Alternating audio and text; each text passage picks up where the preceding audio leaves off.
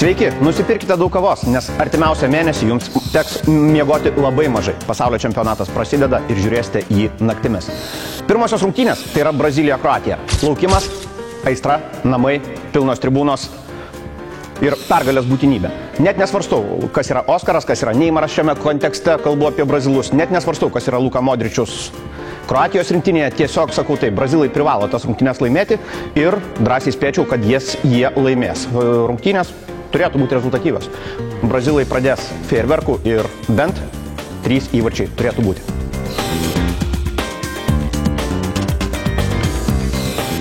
Sveiki, šiandien žaidžia Brazilija prieš Kroatiją. Išsirinkau 2 gražiausius krepšininkus. Sveiki, šiandien žaidžia Brazilija prieš Kroatiją. Na ką, aš išsirinkau 2 gražiausius brazilų futbolininkus. Jeigu reikėtų apibūdinti juos, tai pradėkime nuo Halko. Halkas, šiaip simpatiškas vyras, kadangi man patinka labai sportininkai, tai norėčiau pradėti nuo jo. Toks raumeningas vyras, sixpackas. Žodžiu, viskas su juo yra gerai, nors jeigu palyginant su juo, su Neimaru, šiaip iš karto galvojau, Neimas, kas jisai toksai, nes šiaip neriškus vyrukas. Bet žinant jo sąskaitą, 66 milijonai, tai nežinau, ką aš už jos pirkčiau. Brazilija prieš Kroatiją, įdomu, kas laimės. Aš tai manau, kad Brazilija, nes brazilų futbolininkai yra daug gražesni.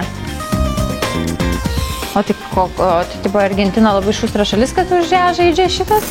20 debilų paskui vieną kamuolį bėga. Labą dieną, šiandien žaidžia Prancūzija prieš Urugvajų. Ekvadorą.